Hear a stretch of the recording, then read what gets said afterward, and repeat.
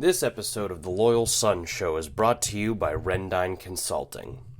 If you've listened to us for any amount of time, you know all about Rendine Consulting's commitment to the Pitt Athletics program and brand, and how much they've meant to the Loyal Suns. That's Rendine Consulting, providing investment managers assistance with technology integration. Visit www.rendineconsulting.com for more information. That's www.rendineconsulting.com. Hello and welcome back to the Loyal Sun Show. That's at the Loyal Suns on Twitter, Instagram, TikTok, and YouTube. Follow us there and follow us here for Pitt sports content you will not want to miss. If you love Taylor Swift now and hate reckless driving, this is the place for you. The Loyal Sun Show, your safe, sunshiny place for your Pitt Athletics fix, brought to you by Section 5. We have a great show for you today. Tyler Bentley joins us later to talk about the up-and-coming Pitt defensive line room. I am David. I am joined by my co-host Dylan. Squid is unable to join us today. He couldn't tell us what he was doing, but apparently it was a matter of national security. So best of luck to him. Dylan, how you feeling today? Pretty good. Got a day off work. Happy Juneteenth, everyone. Father's Day yesterday had my first Father's Day that I hosted at my own house. So that was a big step for me in being an adult. But yeah, it's a great day. It's beautiful, sun shining outside. Doesn't really look like it in this room. I don't know why my screen's so dark, but it's a beautiful day, and things are going pretty well in the world of Pitt sports. So I can't complain. Yeah, but real quick, I saw your dad rang in Father's Day by helping you take measurements for a deck, and I can think of no things that a father would rather do on Father's Day than like think about lumber and Well, actually, woodwork. So the first step of our Father's Day together was we had to finish fixing my fence in my backyard. It had fallen and was leaning. So first we put the fence back together. So that was step one. And upon return, like when we were about to walk into the house, he has to stop, look up and down the house, pull out his tape measure, and start figuring out how we're going to build a deck off the back of the house. So that took up a good bit of the next half hour or so.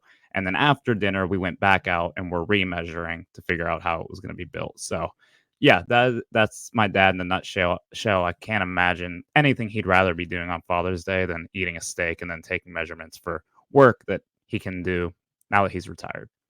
I really love that for your dad. That's a special day right there. Yeah, I don't think the tape measure ever leaves his hip. I love that. Love it. So back to the world of sports, the world of Pitt.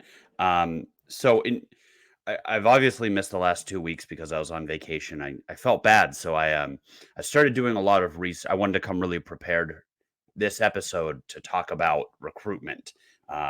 We are 3/4 of the way through the biggest month of official visits. Pat Narduzzi is really doing some magic with blue chip recruits. Something we haven't seen during his time at Pitt before. So I did like a ton of digging on Pitt's current recruits and guys that are coming on this upcoming visit and guys who haven't committed yet, but they're still working on and they have a real chance at. I was really prepared to talk to you guys about that today. But then the strangest thing happened Friday night. What are you referencing? The head basketball coach for Pitt's biggest rival, the much maligned Robert Huggins, as he's referred to in the police report, got pulled over about a block from the ongoing Taylor Swift concert on Friday night. And he had a beverage. A couple. Possibly upwards of 30. Yeah. And we broke the news. That is the... Yeah, right? Like, kinda. Yeah. So Bob Huggins got a DUI at the end of the day. That's what happened Mhm. Friday night. It was only about a half hour into the concert. So I'm still questioning whether he was actually leaving the concert. What happened there? Did he just go down the tailgate? So, I have some thoughts. Did you read the police report? I know the general gist of it. Yes. So I read the police report, and I spoke to a cop buddy of ours, who was able to kind of give me a little bit more context on it. He said it was especially detailed because they knew it would end up in the press. So basically, Bob Huggins, to paint the full picture, Bob Huggins was driving around the North Shore with a blown out tire Right. and was just like stopped in the middle of the road. And there was an increased police presence because there were hundreds of thousands of people in the North Shore for the Taylor Swift concert. Um, uh, and thank Christ he didn't have a run-in with any of those hundreds of thousands of people, and everyone made it out of this incident, safe and alive. But he was pulled off to the side, into the middle of the road, actually, and the police came and were like, "Hey, pull over to that spot, and we'll help you with your tire." And like he very visibly could not operate his vehicle, pull off to the side, so the cop threw on his lights, pulled him over, field sobriety test, and was like, "Yes, this is the drunkest guy alive." He blew a .21, which is, if you look at one of those blood alcohol BAC charts, is like nearing the point of passing out and needing to be hospitalized. Uh, and he had about 30 empties strewn throughout his car. When they talked to him and asked him where he thought he was in Central Ohio. Yeah, for a basketball camp. So he was apparently at a basketball camp. And this, so not a ton of this is like confirmed, but just putting the pieces together. He was at a basketball camp in Central Ohio. He started drinking while driving. Noted thing you should never do. He made it sounds like he was on his way back to Morgantown, made it to Washington, PA. Around 1:30, he got to Washington, PA, and went to a Burger King in Washington, PA. And then, so if you're coming back from Columbus, you take 70. It takes you through Ohio, through Wheeling, West Virginia to Washington, and then you can either take 79 north to Pittsburgh, 79 south to Wheeling, West Virginia, or I'm sorry, Morgantown, West Virginia. He got confused, and 7 hours later, 7 hours that he cannot account for, has no recollection of, he wandered his way into the downtown limits of the city of Pittsburgh. During like the worst time he could have wandered into the downtown city limits of The Pittsburgh. busiest the North Shore has possibly ever been in our lifetimes. So he took a wrong turn and then drove around Western Pennsylvania drunk enough that he has no recollection of what happened for 7.5 hours. He cannot account for it until he was pulled over and arrested. That is so terrifying, mind-boggling, dangerous. It blows the mind. Yeah.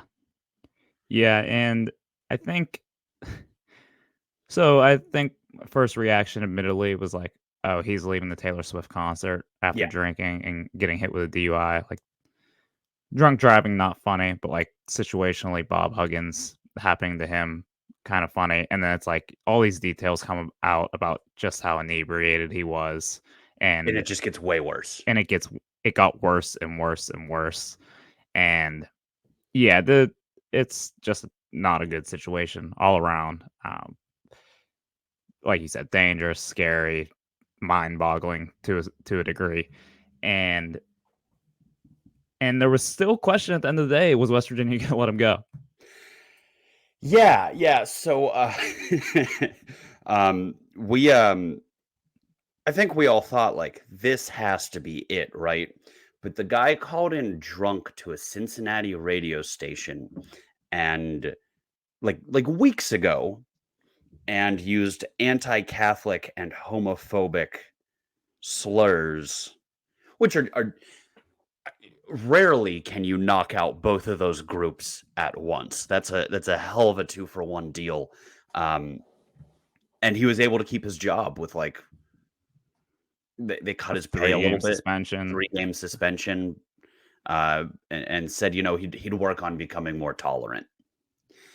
So he wasn't fired for drunk slurs, but a couple weeks later, fired for drunk driving. Is this the greatest ball don't lie scenario in college sports history? I I'd have to think so. Be hard pressed to beat it. I think both of those actions in and of themselves are probably fireable offenses. Are fireable offenses. Yes. Doubling them up within like 6 week span, that's all time. That's all time. So it's crazy, and it's been a hell. I would hate to be a West Virginia fan or booster or more like an administrator right now, the Player. athletic director. Yeah, One player. of the many high level transfers they just landed. Yeah, it's been a crazy 6 weeks in Morgantown, and man, this is he just going out. I mean, Bob Huggins, one of the all-time successful college basketball coaches. Like, take my Pitt goggles off for a second, Right. and like Bob Huggins is one of the great college basketball coaches of all time, one of the winningest coaches there has ever been, and he is going out with a goodbye tour, probably unlike the one he was expecting to have. Yeah, and it spanned 3 states and like Yeah. 10 hours. Yeah, just unbelievable, and hope that there can be maybe some look in the mirror type moment for him. Hope he can kind of figure things out. Hopefully, the West Virginia administration can take a step back and the fan base. I can already saw the fans on Twitter playing victim to this, saying Pitt fans are just coming Yeah. out to get them. Like, come on now. So that brings up two things I wanted to touch on. The first is yeah, so this is objectively a sad thing. And we Yeah. can get our jokes off, but like one, we're very happy nobody got hurt. I mean, like we mentioned, 100,000 people in the tiny neighborhood that he was driving around on 3 wheels blacked out, and we're very happy no one got hurt, including Coach Huggins himself. And we alcoholism is a disease, and we don't it's an addiction, and we don't want to make light of that sort of thing. But it's very hard to feel bad for someone who one is he's a bigot. So his comments from a couple weeks ago, if you're the kind of person that gets drunk and uses that kind of language, makes it harder for me to feel bad for you. And then when you're the kind of person who drinks and then decides time for a multi-state and interstate joyride, very hard to feel bad for you. So I hope Coach Huggins, in his retirement, which he was allowed to do on his own terms, air quotes, he gets, the help he needs, but also like that shitty behavior, and you should not be employed in a high position when you do those sort of things. So I do not feel bad that he was let go. I don't feel bad that he's getting piled on a little bit. I do feel bad that we got to this situation in the first place, because he was an institution, and the people we know that know him speak highly of him as a guy when he's sober.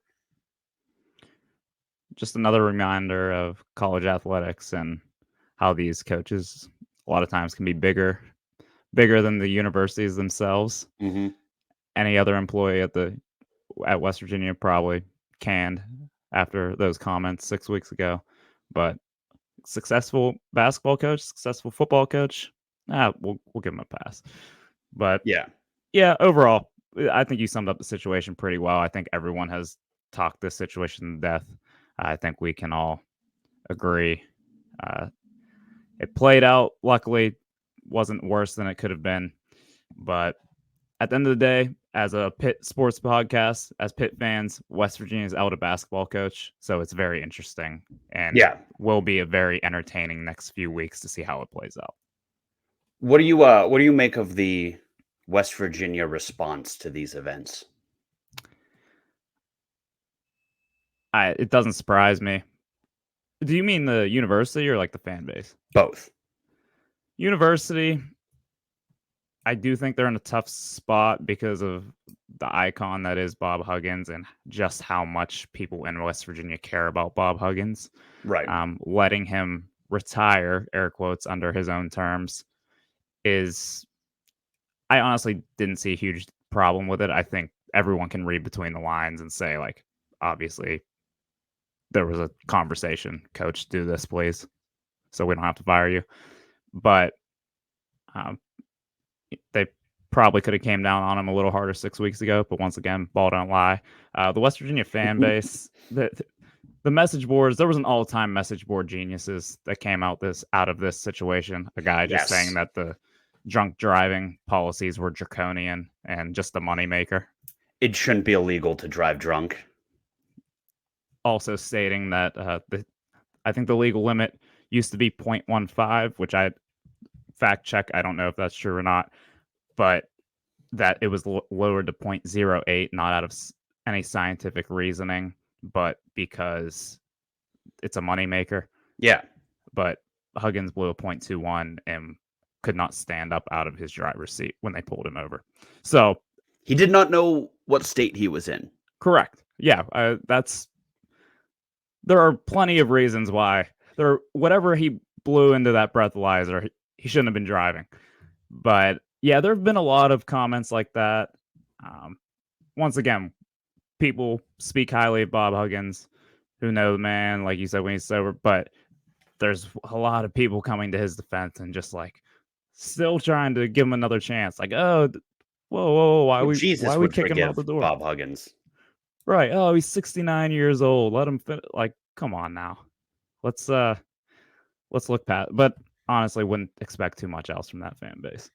I was really fascinated by the initial reaction. So as we mentioned, we technically broke the news. I don't think the way that we were tipped off Friday night by someone in law enforcement that like, hey, my partner pulled over, or like they knew the officer that pulled him over, like Bob Huggins got arrested for DUI tonight. So Dylan, I believe you tweeted something like, I'm sure Bob Huggins isn't getting a DUI right now. And if you sort Twitter, oldest tweets to newest tweets, I believe it is the first mention of Bob Huggins getting a DUI Friday night, or the second by like seconds.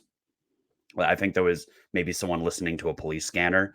I don't know how much credit we get for that, but the first actual journalist to say like, we are hearing reports of this was a friend of the show, Jack Hillgrove. And I actually bumped into Jack 2 nights ago in Southside and talked to him about it. And he was like, yeah, my mentions are not really something I can go through right now. Well, I'm going to go through them now after this episode. He got raked over the coals by West Virginia fans calling him Pit Boy, which I think is a great nickname. Jack, you need to go by Pit Boy now. It sounds like an Oakland related superhero, which you are. But yeah, so he was the first, person in media that isn't us to really start talking about it. And he naturally just got threatened with libel suits and called names and all of this stuff. So the initial response was bad, even though I think, well, first of all, Bob Huggins, even if he didn't already have a DUI, which he does from 2004, I think the sentence Bob Huggins DUI would not be something that people should really jump to and be like, what slanderous bullshit you are making up. Like, you should probably wait for, you know, a little bit more to come out before you say that this is an impossible thing. I got one here. Hey, Pit Boy, if you don't have confirmation, then don't tweet about rumors. Well, shove that rumor up your ass, Ben Booth show. That's our guy. Yeah, he's a all-time West Virginia Twitter guy. Yeah, crazy response to this. Everyone. We also had a classic trying to confirm if this is the same Robert Huggins who resides in this same place and is the same age. The Dior Johnson defense. Correct. Yeah, we had a few of those floating around. Just a crazy, all-around crazy situation, crazy reaction, and it's probably going to be a crazy next couple of weeks. In terms of just actual basketball talk here, like West Virginia had a flurry of transfers come in. They looked like they were going to be pretty competitive this year. It will be interesting to see. It's very late in the process for these transfers to say, I'll start looking elsewhere. But if they're good basketball players and the portal's still open, there's still going to be teams willing to welcome them with open arms. Right. So it'll be interesting to see if these guys, if there's a mass exodus, if these guys stick around, who West Virginia grabs as the coach. It's late in the coaching cycle. Who can they pick up? So it'll be a very interesting time in West Virginia basketball world, and we'll be following along. And we got pretty much a free episode of content out of it. So. Yeah. So something we'll keep an eye on. But if you didn't listen for the last 20 minutes, just know that we can draw a direct line to from Taylor Swift to the evaporation of West Virginia basketball as we know it. A little bit less direct than we thought, but there's still lines to be drawn. Hey, Panther Nation. Have you ever crashed your spin scooter going down Cardiac Hill? Or wiped out on an icy sidewalk in South Oakland? Have you ever been hit by a bus crossing Forbes Avenue? Well, you may not have to pay that hospital bill on your own. If you're hurt in an accident, pick up the phone and call Guido at Guerrera Law. Guido Guerrera is a University of Pittsburgh Law School grad, Pitt football superfan, and experienced personal injury attorney who's licensed in Pennsylvania and Ohio. And it is 100% free to call him for consultation on your personal injury case. So the next time you get rear-ended in Oakland rush hour traffic, or if you fall down the stairs at Peters, call Guido. All joking aside, Oakland and the world can be a very dangerous place. If you need legal help, talk to Guido. He'll treat you like a fellow Pitt fan and never like a number. 412-229-7757 is the number to call. That's 412-229-7757 to call Guido. You can also contact Guerrera Law at guerreralaw.com. That's Gurrera. Call Guido today. So a couple days ago, we tweeted a hypothetical out to all of you, the loyal sons of Pittsburgh, and it was about bar fights, right, Dylan? We had asked all of you, essentially, you're cornered in a bar fight, and you can only have one or two Pitt Panthers, past, present, future, to back you up and get you out of that bar safely. And you guys all delivered. And I think that is a real testament to not just how absolutely bored we all are right now in the dog days of summer, but how many bad dudes have come through this program. And it got such a response. I feel like it merits its own segment, right? I mean, we're bored. We're already, kind of tilting right now from the whole Huggins situation. So this is just going to be a wholly unserious episode. But we wanted to expound on it a little bit and talk about which Panthers we would want backing us up, should the rubber hit the road in a bar one night.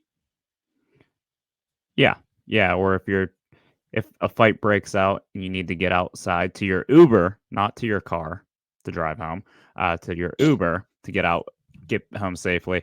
And yeah, we just want to go what, like 4-on-4, 5v5 of like our crew versus your crew or your crew versus my crew. Yeah. Because it would have felt wrong doing a Mount Washington without Squid here today. So the way we're gonna do this is like drafting teams in pickup. Dylan and I are going to get our starting five, and we're gonna let you, the listener, vote on which side is winning in a no holds bar fight. Let's So go for it. do we want to do the standard like first pick gets first pick and then next pick gets next two and then it's just back and forth from there? Yeah, 1-2, 1-1, 1-1. Yeah, okay. The classic 1-2, 1-1, 1-1. 1-1, 1-1. Do you want first pick or you want next two? Your choice. Uh give me first pick because I think I feel pretty confident in this one. Go for it. Now let's preface this. All of these guys are in their primes, Yes. or they're at Pitt, or they're prime at Pitt. Yeah. Let's go with that. Prime at Pitt. And that's a very important distinction because my first pick is no longer with us. So it's very important to add the distinction that he is a 22-year-old in this hypothetical. But Tony Saragusa, the Goose, The Goose. Yeah, you just can't go wrong there. bad man. That is a Bad. bad man. One of the replies to the tweets, I don't have the Twitter name up right now. I'm sorry, I'm not giving you credit, but they said it's got to be Goose. You'd be good with any of those guys, but the story you would have with Goose would just be way funnier to tell for the next 20 years of your life. So I like that defense there. Yeah. When you're a bad enough man that you play a bodyguard in The Sopranos for a couple episodes, that's just someone you want on your side. Also an absolute mauler of a lineman. Yeah, I was gonna say if Tony Soprano trusted you to guard his back, I think I'll take you too. Okay, so I get two here, and like there's so many good picks, but give me Aaron Donald just because he's Aaron Donald. He's turned out to be the baddest man to ever play in the NFL, Right. and I mean he's easily taking on two guys himself, a la the Duke play where he tackles the quarterback and the running back. So we're Or already 99% of his NFL plays where he is at least double teamed. right. Yeah, Yeah. so he's at least taking down two guys with him. So I already feel good. We already have the upper hand. And then give me Bill Fralick. Bill Fralick is just simply a mammoth of a human being, and he's just tossing dudes over the bar. Also, he had some experience wrestling at WrestleMania, I believe, some WWE action. So probably some body slams, some suplexes off the bar top. I'll take those two with my first two. That's good. I'd like to counter the AD one because, I mean, obviously, as in terms of physical specimens, there might not be a better one. But as history shows, he's more of a peacemaker. Do you recall a year or two ago, he was accused of beating up a dude pretty bad? I think was it a bar in Pittsburgh? Yeah, It I might have think it been was in local. LA, I don't really remember, but then the tape came out and he actually like this dude was getting the Christ beaten out of him, and it was AD who jumped in the middle, and I think some of his friends were fighting the guy and broke it up and possibly saved the dude's life. So, are you worried that AD is going to be too much of a peacekeeper in this situation? Honestly, if I am somehow involved in a bar fight with the 10 guys that we're going to select, maybe the best possible outcome is it just be getting it stopped before it gets too bad. So I'll take that. I'll Yeah, take the neither flexibility. you nor I are surviving this hypothetical. Right. Yeah, So if AD can keep it from spilling over into my section of the bar, then I'll take that. I'll take fair. that Okay, risk. okay. Uh, next for me, this is a tough one. Just because I think you'd take him next, George Aston. Oh, yeah, I wanted George. Yeah, I know you do. Just a bulldog. The widest neck in North America. Just a terrifying, terrifying man. Puts his head down, gets the job done. I I think you'd have to break every bone in his body to stop him, to get him to tap out. Yeah, I feel like at some point he would probably just run like through one of the walls to get to you if he needed. Mhm. And he's just a like you have to be a crazy person to play fullback in the first place, but to play fullback at the level he did at Pitt and some of the ways I saw him hit people while playing at Pitt, uh, yeah, he's taking someone's head off their shoulders. Plain Yeah, and simple. absolutely. Great pick. I'm gonna go next. I'm gonna go with another guy who used to carry the rock a little bit, pretty thick himself. Give me Ironhead Hayward. Damn it.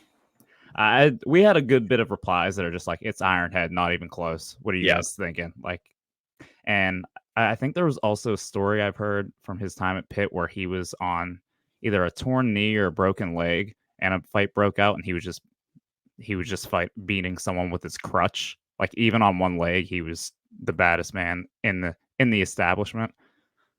Yeah, the I was gonna mention this at the end, but we as a response to this tweet, we were told a few stories, of anecdotal evidence for some of these guys.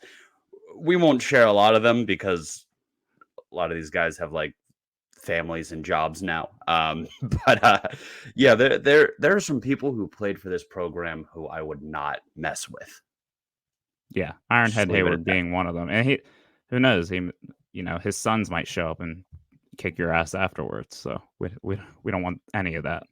I don't want any part of any guy called Ironhead. Right? Exactly. Yeah. Honestly, George Aston should have been Iron Neck Aston. Yeah. We're a little late on that one, but hindsight 2020. All right, you're up. Uh, I love my fullbacks, man. Give me Henry Hynoski. Oh, I had him on here. Yeah. I think if you load up on fullbacks, you can't go wrong. Yeah, I mean, he was George Aston before George Aston was George Aston. And pretty successful NFL career too Yeah. for a position that's more or less fallen out of popularity. Henry Hynoski carved out a nice little career for himself, being the baddest man on the field. So if you load up with fullbacks, anytime I have two fullbacks in my corner, I feel pretty safe. So good pick, good pick. You sound a lot like the offensive coordinator for Iowa right now. You sound like Brian Ferentz. Give me if I could put 11 fullbacks out there, I would. Yeah. Okay. That's a good pick. There's so many bad dudes on here. Yeah. Give me Jabal Sheard Okay. because he's been known to throw a guy through a glass window in Southside. So, uh, I'm just hoping he does that for me too. And pretty good football player. Now this raises a question. Is this football only? No, I have non-football players on my list as well. Oh, you do? Yeah. All right, well, that's all I needed to hear to know that with this pick, I need to take DeJuan Blair. Yep, he's on my list. 6'7", 280 pounds, 7'2". Like you weren't getting in there on him. His reach is too long. He is too tough. He threw a 7'2" guy clean over his shoulder. Yeah, and like on accident. He wasn't even trying to throw that 7'2" guy over his shoulder. The guy just put his hand in the wrong place and almost had his arm snapped into 3,000 pieces. DeJuan Blair is a bad mamma jamma, and like you said, the 7'2", 7'3" wingspan taking up a lot of room, throwing those elbows around. Just imagine DeJuan Blair just holding the basketball and just swinging his elbows as hard as he can. He could have killed guys. Oh, I'm surprised he didn't. Yeah, anyone going within 3 feet of DeJuan Blair is getting their head taken off their shoulders by an elbow. How many guys are we at now? I got 4 here. I have 4, yeah. There's so many guys that I feel like it'll just be flat out disrespectful to not take. Yeah. So we'll have to have a good honorable mention list. But you took a non-football player. I'll take a non-football player. Give me a friend of the show, Nino Bonacorsi. Oh, come on. National champion wrestler, undefeated. You kidding me? You don't think he's double legging a few guys? Full Nelson? What do you mean, come on? Listen, I know we didn't specify it, but taking a wrestler feels like cheating. Like I'm not going to ask you to revoke it. It's just like I'm a little upset. Maybe that I didn't think of it, but also that like taking someone who actually does a combat sport feels like, while technically within the rules of the exercise, it doesn't feel like the spirit of the exercise. But no, you can have that one. I'll take him. So to round out my 5, I have AD, Bill Freilich, Jabal Sheard, Ironhead Hayward, and Nino Bonacorsi. Yeah, no, I don't know if I can come back from the Nino one. Although he does not seem like a bar fight type of dude. I agree. Very nice guy. He might just be like, he may just be walking by the establishment, sees what's going on, and just comes in maybe to play peacemaker, but he sees someone he knows needs some help, double leg through the bar.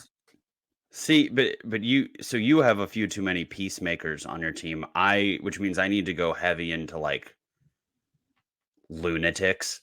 And I'm not saying that this guy is a lunatic. That'd be a very mean thing to call a Pitt legend, but definitely a guy with ample amounts of dog inside of him. Give me Hugh Green with my last pick. Yeah, that was one I kind of felt like I let slip away.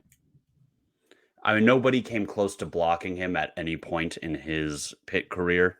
He was arguably the greatest defensive end in the history of college sports. So I have a feeling that could translate to this kind of situation. Yeah, I want absolutely nothing to do with Hugh Green. So, great value pick. Probably should have went higher. But, okay. And he was on a Sports Illustrated cover that just said baddest cat in the game. So, I think you might just win with that one. That feels like a ringing endorsement. But yeah, let's get some... Who's left on your board? So, I've got Mike Ditka, Al Quipatough. I've got Dave Brightus, former Pitt punter who went on to do some UFC fighting himself. Devin Danielson, I know he can take a hit to the head. Yeah. Definitely falls into the unhinged territory of that. Plus, he's got a family, so he's got all the incentive in the world to, get out of there in one piece. He's got dad strength. Dad strength, yeah. Very real thing. Yes. We got some really interesting... You got HB Blades as well. HB Blades, that was a good response. Freilich seems like he was the most mentioned, but Jimbo Covert. Yeah. Cansey would be a menace. Who else? A lot of people alluding to Siragusa's ties to certain organizations.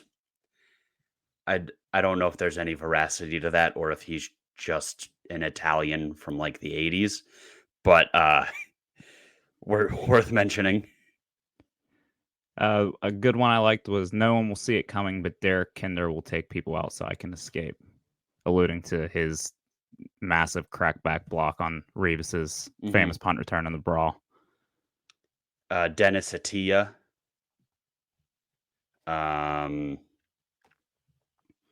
I had Lucas Kroll, just size and athleticism.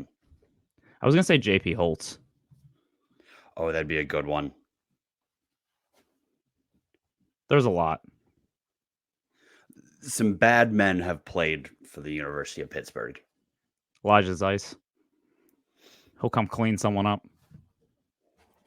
That one feels like a good pick because there's like a little bit of realism to that one where like he's our boy. He goes on all our pit trips with us, and it is actually real life comforting to go somewhere with Zeiss, like in enemy territory, and know like his existence significantly decreases the likelihood that any of these home fans are going to try us.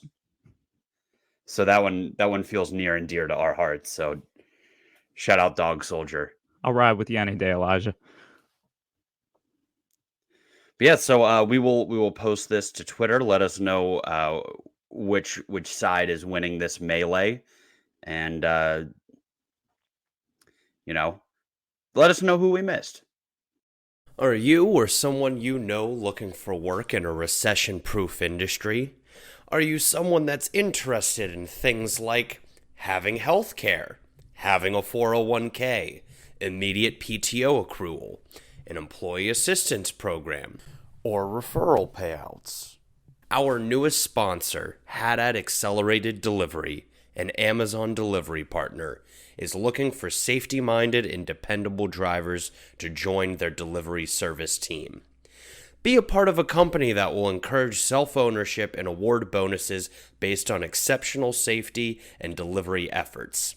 This is the ideal gig for individuals seeking full-time work or students interested in making some pretty good money during breaks. If you or someone you know is safety-focused, hardworking, organized, efficient, and team-oriented, text HADD to 464-646 to apply. I understand that is an impossible string of letters and numbers, so here it is again. That's HADD to 464-646. For a job that's the total package, get it? Because, like, it's deliveries. Haddad Accelerated Delivery is the place for you. Please welcome onto the show defensive tackle for your Pittsburgh Panthers, Tyler Bentley. Tyler, how you doing, man? Thanks for joining us. I'm doing good. I appreciate you, David, having me on the show, and Dylan as well. It's a blessed opportunity to be here. We appreciate you. We love those big boys clogging up the middle of the line. That's what keeps Pitt's defense ferocious, and you've been at it for a couple years now. Yeah, this is true. Since 2018, exactly.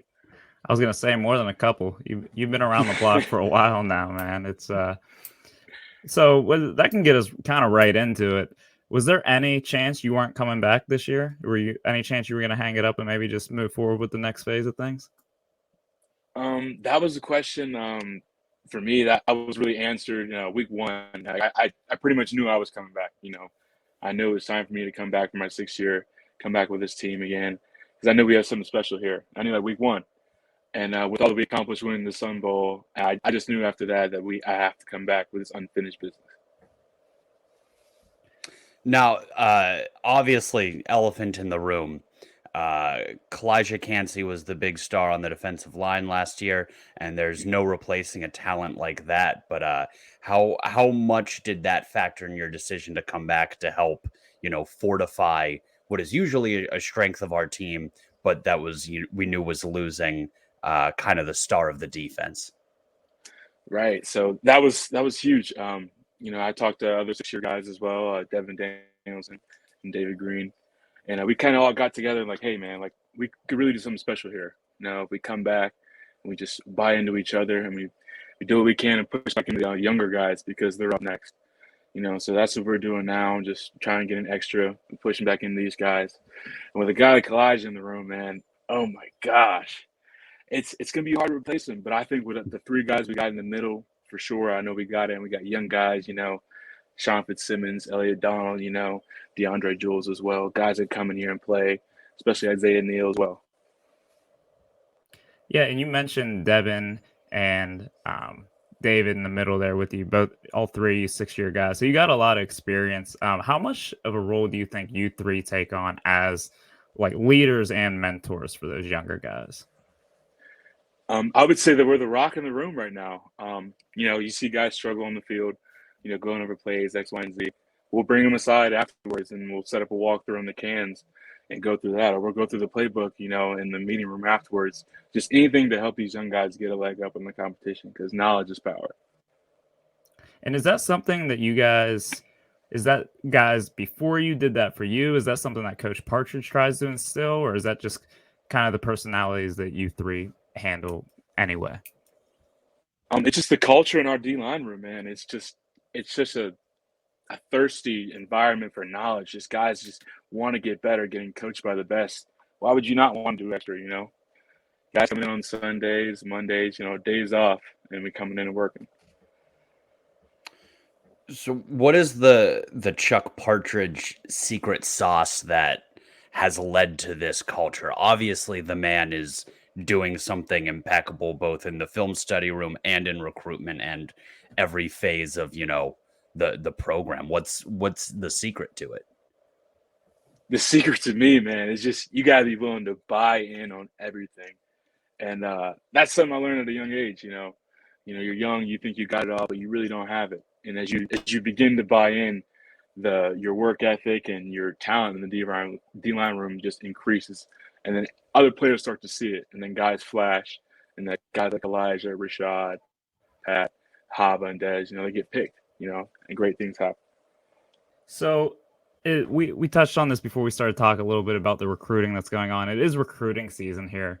So it's official visit season. We're in recruiting mode. But I wanted to ask you, when you came on your OV and you were here visiting with Coach Partridge, with Coach Narduzzi, what was it that they were selling you at that time? And what was it that really made you buy in to announce your commitment to Pitt? That's actually pretty cool because I actually hosted the Francis Brew, a recruit from Worthington, Ohio. He's actually committed. Okay. But I was just preaching to him, man, you really have to just envision yourself here, like on the university, on the campus, And the thing that Pitt set apart different from all the other universities that reached out to me was the people on the campus, the people in the academic room, people up, on the life skills, people who just help you out, and people that lean on you and actually truly buy into you once you buy into them. That's what set apart recruiting to me. They coach you up on that pitch, or are you making a move to take a role on the staff? Because it kind of sounds like you got a future in this recruiting thing. Man, if it happens, it happens. That'd be a blessing for me. I love it. So what kind of role now do you play in recruitment? You mentioned that you've been working very closely with Francis, the defensive line recruit out of the Columbus area. What does your role, and I guess in a broader sense, the crafty veterans role in the recruitment process in June? It's interesting, you really try and show players the real. You try and show them, the guys, the teammates you hang out with every day, where you're going to eat at, where you can rest at. Had a chance to show the guys the dorms, and how we live. And just being able to, be out there and just, I guess, mingle or lack thereof, getting guys in front of people, that they don't normally see every day, but they're going to live that same life, getting this schedule and letting them see like, hey, this is what it looks like, X, Y, and Z, the facilities, and then when we get extra work, what it looks like, guys doing it, so they really see it and we're not just talking about it. Yeah, and I think what you're saying there with showing these guys what the real and what it really is going to be like at Pitt, that does seem to be an overarching theme from the recruits when they do their interviews after they commit. It's just like they felt like they were actually like the coaches they're talking to, they're having real conversations with them. The players, it actually feels like family, and none of that's really fabricated. Have you always kind of felt that way about Pitt since you've been there? Yeah, always. And that's what sold me to Pitt. First thing I did when I sat down with Coach Partridge and talked to him, he was the only coach who really was like, hey man, like, I'm going to give you the best opportunity in the world to go to play in the NFL, but you have to buy into me and I'll buy into you. And no other coach told me that, and then as long as you handle your stuff, I was able to handle my academics and get a degree, in criminology, and it's just able to turn things around. So I'm buying trust in X, Y, and Z with Coach Partridge and the coaching staff. So it just really helps, man, the people. I've heard that what's really unique about Coach Partridge's approach to recruiting is he will sit a recruit down and he doesn't always blow smoke at them. He'll show them tape and be like, "You need to fix this. I will work on this with you." And that's kind of a rarity. Do you ever get to would it be rare for two players to sit down, a veteran and a recruit to talk about tape and how a defense would be operated? Or would you typically leave that to a Coach Partridge? We typically leave that to the coaches because, there's kind of like a gray line between, I guess calls and whatnot they can see on the film, X, Y, and Z. So I leave it up to coaches. But I actually was fortunate to see it, And then Francis came back and told me, he's like, "Hey, Coach Partridge showed me your good plays, and he showed you bad plays too." But I'm like, "Hey, man, he's still learning though." But Coach Partridge handles that stuff though. That's actually a really interesting point that I don't think I've ever considered, because if you give a kid too much, they could very easily, call it out if they end up committing elsewhere and saying like, "Oh, Pitt does," they call this, and then the defensive lineman's stunned. Is that there's a lot of levels to recruitment, isn't there? Yeah, there's a whole bunch. There's so many, especially because you don't talk about it all the time. Guys just even like in the recruits just changing in the locker room, doing their pictures X, Y, and Z. Guys come in with the playbook sometimes, and hey, if you leave it by, but thank God we have our personnel people, and they come by and scoop it up. But it's just like, you never really know, man. That would be quite the story if we found out that WVU, a recruit, ended up just grabbing one of your playbooks out of your locker. Yeah, let's keep that tidied up in the locker room. I like to hear that the personnel guys are on that. Nobody is more secretive than football guys. Like the mind games and fuckery. I don't like. You ever hear that story about Mike Leach? I think when he was on staff at Oklahoma, dropped a fake play sheet on the field, knowing that their opponent was going to pick it up and think, and I mean, just that kind of stuff. Have you ever? What kind of mind games would you play during a game, if any? Oh my gosh. I just got to think so there's some games you find out a guy's got like a temper issue, you're able to chirp at him a little bit before the play starts, and boom, you get him to jump off sides. Hey, we got him, But always able to just, I don't know, man. Like, we're out there with guys, and we're competitive, man. Every day in practice is so competitive, man. Guys getting a little scuffle, one-on-one, 10 seconds, all right, we break it up. And then we're hugging in the locker room, But we get out there on the field against other people, and it is just, it's chaos, man. I love it. Yeah, we had Cradle on the show last week. Well, they did. I was on vacation, but he spoke at length about kind of the battles that go on between the offensive line and the defensive line in practice. What is that kind of relationship like? You guys have to go against each other every day, and you're teammates, but at the same time, iron sharpens iron for a reason. You got to go at each other's throats. Yeah. Man, for me, it's even crazier because I live with the whole offensive line. So, you're in enemy territory. Enemy territory, behind enemy lines. But I would say that environment that we bring, guys fight. Yeah, we go at it every day. But, it's either back and forth. Like, the offense got the edge one day. Okay, we're going to go and watch film, see what we can do to get in the next day. Boom, the defense will just shut them out. And we'll just go back and forth and back and forth. And guys get so much better doing that, because you get the best pass rush in the game versus best protection in the game, So is there a guy that you go against a lot? Oh my gosh. I go perhaps against... Oh, go ahead. I'm sorry, go ahead. No, you go ahead. I was just saying, like, a guy that you've really like he is your one-on-one most of the time. You guys have kind of built like an in-practice rivalry. I would say I go against my roommate, actually, Blake Zavovic. Dude's got a great shock, man. And it's some of the shock you don't see from other guys across the country. And he just rolls off the ball like he's mad. And I'm like, man, if I can go against him every day, I'll be great on game day, Just the guys like Blake Zavovic, Ryan Jacoby, crazy. Even Ryan Baer, Branson Taylor, and Matt Gonsalves, all those guys, man. They just come down and blocking. And hey, man, sometimes you get blocked to the ground, but they'll come pick you up and say, hey, man, I love you, dog. So what's it like having to room with a guy that you battle with? Like, are there ever days where like he gets a really good shot in, maybe bruises you up a little bit, and you have to share a bathroom with that dude. You Yeah, live in the same space. it's kind of crazy because like everybody like and then eventually you'll joke about it, like we'll all be in the living room like, hey man, like what happened on that play, dog? You're like, oh dude, I don't know.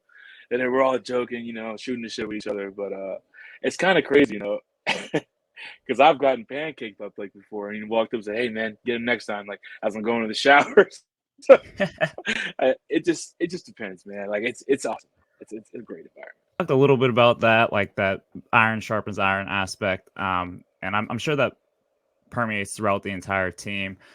What we always hear about the Pat Narduzzi's program at Pitt is how good the culture is, and like as outsiders, that's like a buzzword that sounds great. Like great, Pitt has great culture, but as someone who's actually in it, what does that mean, and what does that look like? And I guess how much has it changed since you first stepped on? I mean, you've been here a while, so I'm sure you've seen a good bit of transformation since you stepped on campus.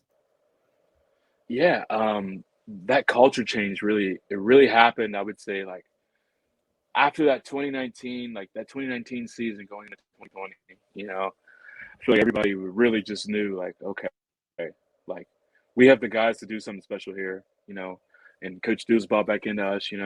Upgrading the facility a little bit. And there's guys we just all got together and like, all right, man, we could do this. We could do this, and we just keep it. We're gonna keep this the standard. The standard is the standard. It's not what you preach; it's what you tolerate. So we just kept preaching that to guys. Even telling the recruits that. So when they get here, hey, man, it's not gonna be easy. Everybody's gonna have to work. Everybody's gonna have to pick up a shovel and get to it. So just trying to ingrain that from the beginning, man, it just really changed us to a winning culture. Just walk around with your head held high like a champion, like a real pit man should. I love that. Yeah, and once again, we're going back to like you guys are telling this to the recruits from the very beginning, and it feels like college football can be a little slimy. Like you hear all the stories, the recruiting stories, the transfer stories, but And like Narduzzi is always quick to talk about it in the press too. yeah, Yeah. he likes to push back on it a little bit. But I mean, Pitt comparatively, relatively to a lot of other Power Five programs, like a lot of guys don't transfer out. So it kind of Mhm. shows that from the very beginning, guys have a pretty good idea of like what the deal is, what you're supposed to do, what like you said, like what gets tolerated, what doesn't. So that's a pretty cool thing to see. Yeah. It's real interesting to see like how some guys take it. Some guys late for the first time. Get punished. You're like, how's he gonna take that punishment? Is he gonna say, oh man, this is bullshit? He's like, oh man, I was late, man. Let's go. Let's get this working. And it's interesting to see like the guys who flip between the line and the guys who leave. It is what it is. Some guys have to have a different program. So not everybody's meant for Pitt. But if Pitt wants you, they want you. They think you're a great fit. So let's turn our attention to the upcoming season. I imagine you're as excited as we are. Um, I guess first question: how is the defense coming together? You guys are replacing a lot of veteran leadership. How are the boys looking? Give it to us straight. Man, it's just oh my gosh, it's gonna be like a symphony, to see things just come together. The D line just breaking, having linebackers blowing through the line, and the DBs getting picks, man, and doing what they do. Got young guys stepping up in positions that need to be leaders coming over all across the field, across different positions too. It's gonna be awesome, man. I'm really excited. I'm really excited for the season. Would you mind naming names? Pitt fans' favorite thing in the entire world, and college football fans in general, I assume, is hearing like, oh, that redshirt sophomore that we haven't heard much about because he's a redshirt sophomore. He's going to be unbelievable. So, can you name a couple names? Who should we be looking forward to, especially on that D line? Ooh, big season from the D line. Well, especially your boy here, but not with me. Fitzsimmons. Sean Fitzsimmons is going to be a star, man. Sean Fitzsimmons, Isaiah Neal, these young guys are going to come in and play a little bit. Elliot Donald's going to be up there too, man. And all these young guys are going to come in here and play and just be stars, man. I wouldn't count Deion Hayes or Nakai Johnson out either. These guys, man, Guys working every day, ready to get extra. Sammy Okinola as well, somebody who's dedicated to his craft. I love to see it. If we go back to the linebacking core, you got Shane Simon. He's going to be an upcoming senior, and he's ready to roll, man. Guys got the defense rolling, got the linebackers ready to go. Big guy Kamara is another guy, just a headhunter. just likes to cause havoc. And I think that's going to be awesome. And you got MJ, Devonshire, you got Marquez in the safeties. They're going to be locking stuff down back there, man. I think this is a year when things just truly just change. The culture truly flips and stays that way forever. Wow, that's even, just 2 years removed from a ACC championship. To hear that there's another gear for the program is pretty exciting. What's also exciting is, like most Pitt offensive line or defensive lines, you just named about 6-7 guys in a rotation that are going to be significant contributors.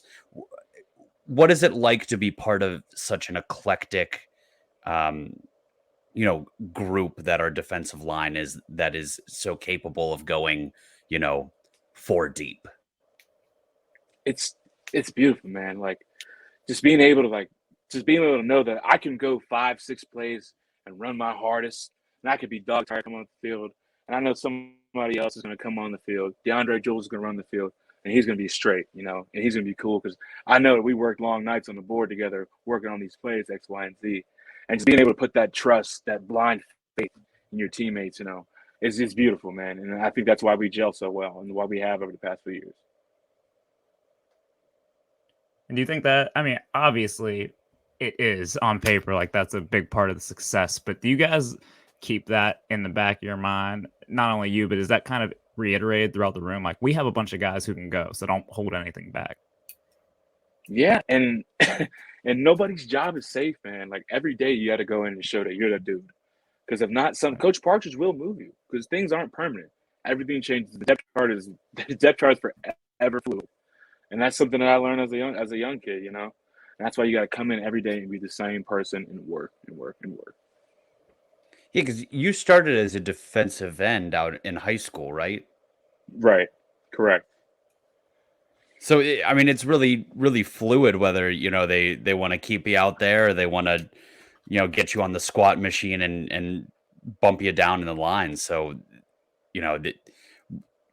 I imagine that has to keep everybody on their toes. Oh, always, man. Never want to get too fat. Don't get too skinny. But it's real cool to see, like, guys when they come in, like DeAndre Jules came in as a defensive end. Like I came in as a defensive tackle, but DeAndre Jules came in as a defensive end, and he got to be a little bit bigger, and now he's just throwing guys around. He's doing things that the coach is like, okay, well, we tapped in this different guy. Why do we need him at the end? We got him at D tackle. And it's interesting to see the guys as they fall into different positions and where they're going to play at. It's awesome. I feel like I could be completely wrong here, but I feel like most guys want to play DN because, like, they're the pass rusher. They're the ones who put up the numbers. You think there's any type of a pushback from guys when Coach Partridge suggests, like, maybe let's move you down inside? Or do you think everyone's like, nah, I'm going to cuss? Oh, we can trust Coach P. Man, it just depends per guy, man. Because you get some guys who just, oh, dude, I don't want to do it a double team. I don't want to do it 500, 600 pounds of guys. Like, who wants to do that? But you got some guys, like, oh, man, I'm 290 pounds, but I can play defensive end. Dude, no, you can't. Not at this level, dog. It's just real cool to see, like, Coach P, like, have that moment, guys, like, in the meeting room, like, hey, man, like, really, like, he shows them on film, like, this isn't going to get it done, dog. Yeah, you got to be a special kind of crazy to play D tackle, I feel like, at this level. Oh, yeah, it's organized chaos, man. Like, there's nothing better than a double team. And there's nothing better than splitting a double team than getting a tackle for loss. Oh, man. Sound like you're about ready to go. Oh, no. I'm ready to go, man. I want to play some football. You know me. Yeah, and we would very much like to watch you play some football. Honestly, the middle of June gets a little bit daunting. Just always running, and it's hot outside. Yeah, it's just annoying. Yeah. Well, yeah, that for you, we aren't doing any running. We're mostly just kind of sitting around staring at a blank TV, waiting for football to be on it. That's the best part right there. But you enjoy the outdoors. Love the outdoors. Yeah, yeah, yeah. Get some running in. So you have us about ready to run through a wall. Love hearing about all the young guys that are stepping up and the next gear that's available for this Pitt program. And we appreciate your time, and we will let you go. But there is a game we like to play with our Panthers. And if you're down with it, let's play on. But it's called All Out Blitz. Basically, we will ask you rapid fire questions, some serious, some not, and you are free to answer them right off the top of your head. But if there is a good story, we love a good story. So feel free to take your time. We will go at your pace. Does that sound like something you want to do? Let's do it. Perfect. All right. So first question. Favorite Oakland establishment?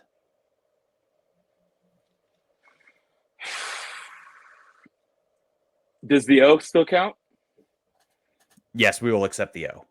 I'll take the O then. That's my favorite.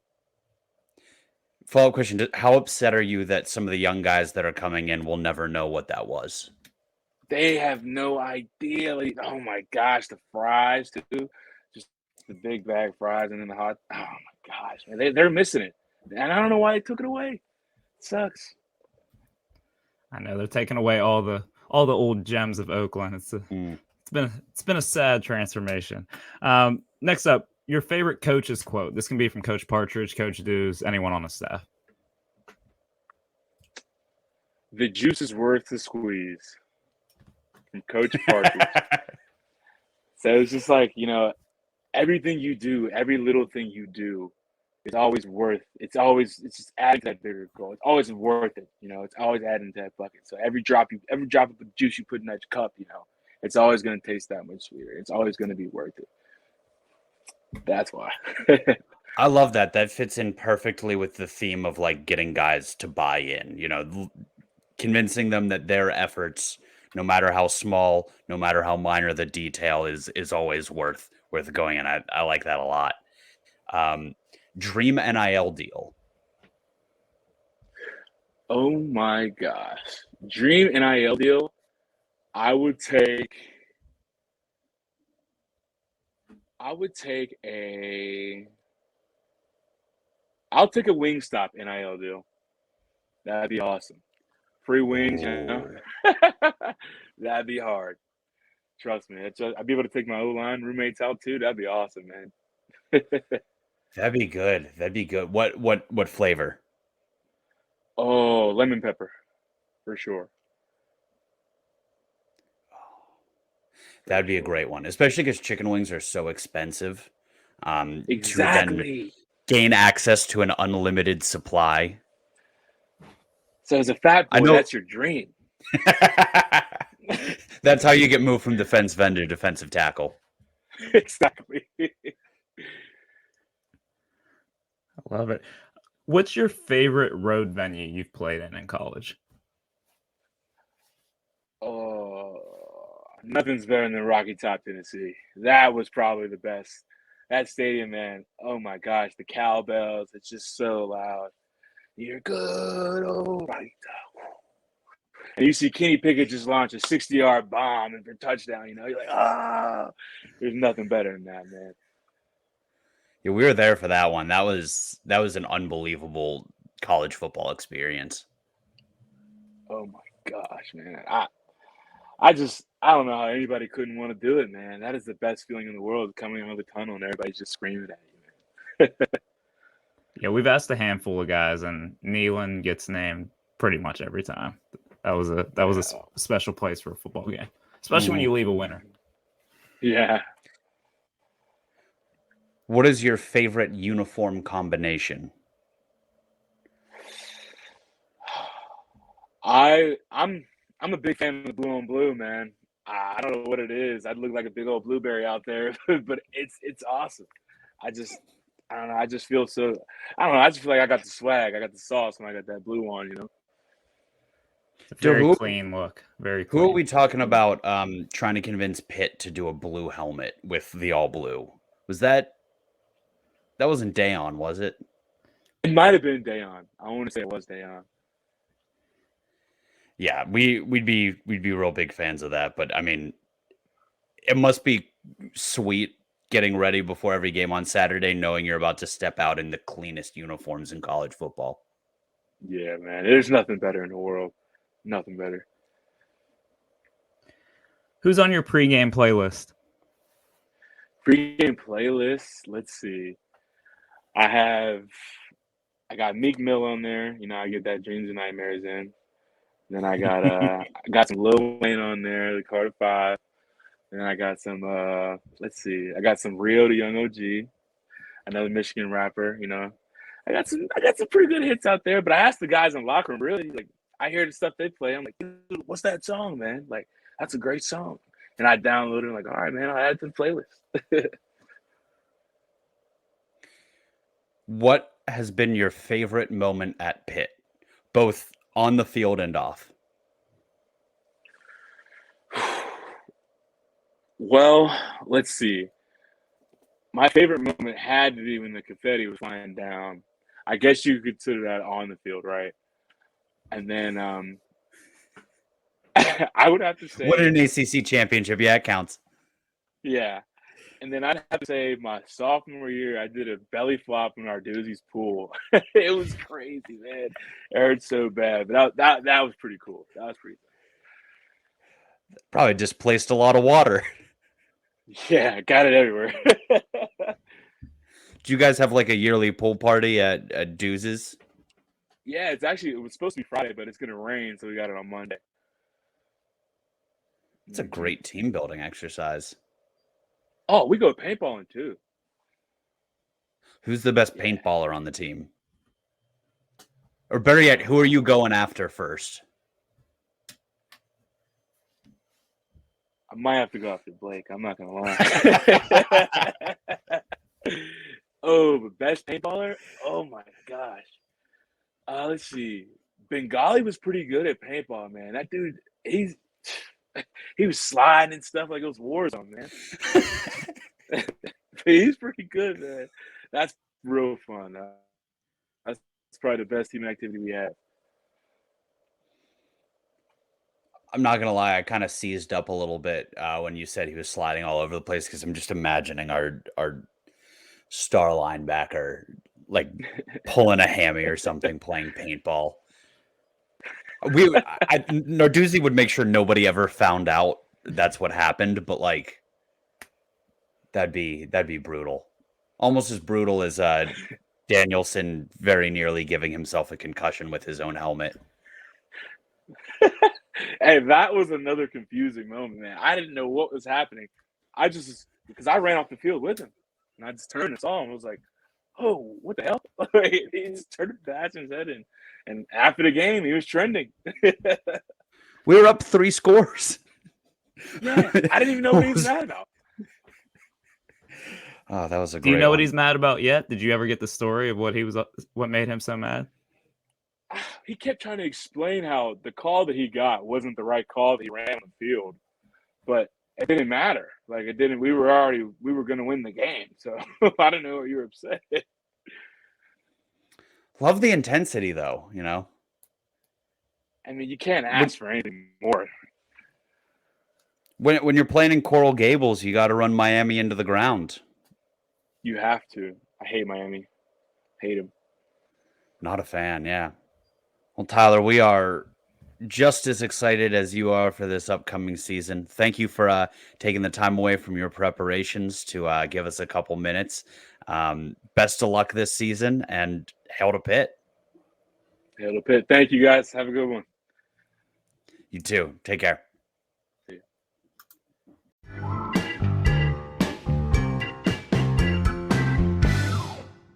Thank you again to Tyler Bentley for joining us. Very excited at the progress of this rebuilt Pitt defensive line going into the season. Sounds like the kids are going to be all right. Before we head out for the week and into Pitt's final official visit weekend of the official visit season, Dylan, I would love to hear any parting thoughts that you have. Yeah, I know we are going to get a lot more back into the recruiting scene next week, but there was a pretty big commit this week. We got Cam Lindsey, Aliquippa linebacker commits, 4-star on Rivals. Anytime you can get a guy from Aliquippa, that feels like a win, especially a big-time talent like Cam Lindsey, nephew of Brandon Lindsey, former Pitt player, all Big East guy. Mhm. So that's a big win. I think wasn't sure where he stood with Pitt up before his official visit, and I think the coaches did a great job, swayed him to come play for the Royal Blue and Gold, and yeah, I think it's a big commit. Like I said, anytime you get a Quip guy, but really solidifying that linebacker room, the upcoming linebacker classes, and I was hyped about it. I was super hyped about it. Yeah, not just a 4-star from Aliquippa, but a 4-star who picked us over West Virginia and Penn State. Right. Uh, everybody loves to bitch up a storm when we miss out on a big local kid, and they love to get on Narduzzi's ass about it. Well, everyone who does that must now kiss the ring because, I mean, just listen to that sentence. A 4-star linebacker from Aliquippa picked Pitt over West Virginia and Penn State. That sounds like an ad lib that we made up. Right. Yeah. So yeah, that's a big one, and we'll talk more about the implications of that and the rest of the class next week once the dust settles from the June 22nd visits. My final thought. Can I also steal Squid's final thought? Do one on behalf of him really briefly. Go. So Squid's final thought that I'm assigning to him. Nobody here gives a shit about royal family drama. So bear with me for a second. But Bill Simmons, who I guess is now like higher up on Spotify, was talking some shit on Harry and Meghan Markle because I guess Spotify paid them like 20 mil and only got like 12 episodes out of them. And it's going to be like an issue. But a small detail of that I thought was very relevant to us is apparently interviews that they would do, they would have their assistants interview people and then have like Meghan Markle do voiceover to make it sound like she was the one asking the questions. And that is the laziest shit I've ever heard in my entire life. Like, could you imagine us doing what if we got like a minion, like paid a college intern to just fire off a couple questions to Tyler Bentley or Dayon Hayes and then just dubbed over it? Like that is comically lazy. That almost sounds harder than just doing it ourselves. Right. These interviews take 30 minutes. Yeah. I don't think that's in the plans anytime soon, but you may No. have just given us an idea if things ever get rough for us. Yeah, or if we ever get so big we can get away with it. But no, I just, as a professional podcaster, which we are, Right. I read that right before this and was like, that is unbelievably hysterical. And then my final thought, I wanted to share a quick story. I was on vacation. I was at a bar in Amsterdam, and I met this bartender from Poland, really good dude, and he was like a huge fan of like Polish representation in the U.S. Like very proud of it. Like we talked about how, fun fact, Chicago has the second biggest Polish population in the world, behind only Poland's capital, Warsaw, which is crazy. And I was telling him like how Polish Pittsburgh is. We have Polish Hill, like the official food of Pittsburgh is pierogies, and he was like really fired up about it. Like let's go. Those are my dogs. I was like, yeah, we actually love pierogies so much that we have them race at our baseball games. And then I realized like this needs some context. I was like, so for starters, baseball, American sport, really big in the 60s, has been dying in popularity every day since. But when our team plays halfway through the game, we have people dressed up like pierogies, and then they race around the field, and it's a really big deal. And everybody in the city has their favorite pierogi. And also the pirate the Pirate Parrot, our mascot, is in love with one of the pierogies and helps sway the competition in her favor. And And so at this point, he was like, "You're done. I'm cutting you off." he's looking at me like I have 6 eyes. And I'm like, all right, hear me out. I pull up a picture of the pierogi race, and he looks at these mascot pierogies, and he looks at me and he goes, nothing you could have said could have prepared me for this. Did you just show him a picture, or did you show him a video of them running around the track? I showed him a picture of them in action, which I think got the point across, but he was incredulous for like minutes. Like he was just standing there, like hands behind his head, looking into the distance for like a couple minutes. Like it is the Pittsburgh pierogi race is objectively like the most insane bullshit ever. It's awesome. It's awesome. I still get giddy like a little kid when they're like, "And here comes the pierogi race." Like I have to make sure I am locked in for the pierogi race. Who's your favorite pierogi?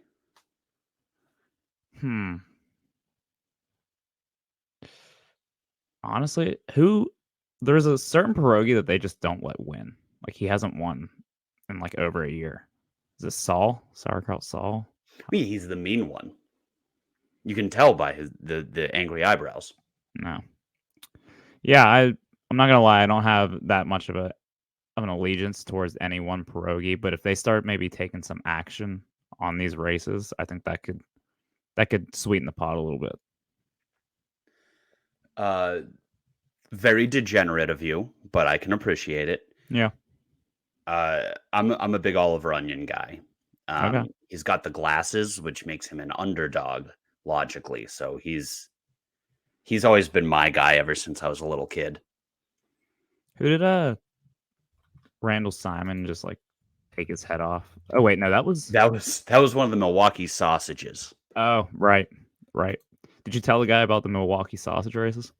I mentioned that there were other variations of this, but this is the only one that involved Polish food. Fair. Okay. Yeah, but he was pretty excited to hear about it. Once he wrapped his head around it. But yeah, this guy's gonna schedule or like plan a trip to Pittsburgh just to watch this pierogi race. It'll last all of 30 seconds, and it'll be worth every he'll be penny brought he to spent. tears. Yeah. Yeah. Cool. Well, that is all we have for you today. Dylan, would you like to take us out? Yep, I can do it. Happy Juneteenth, everyone. Thanks for listening. And as always, hail loyal sons of Pittsburgh.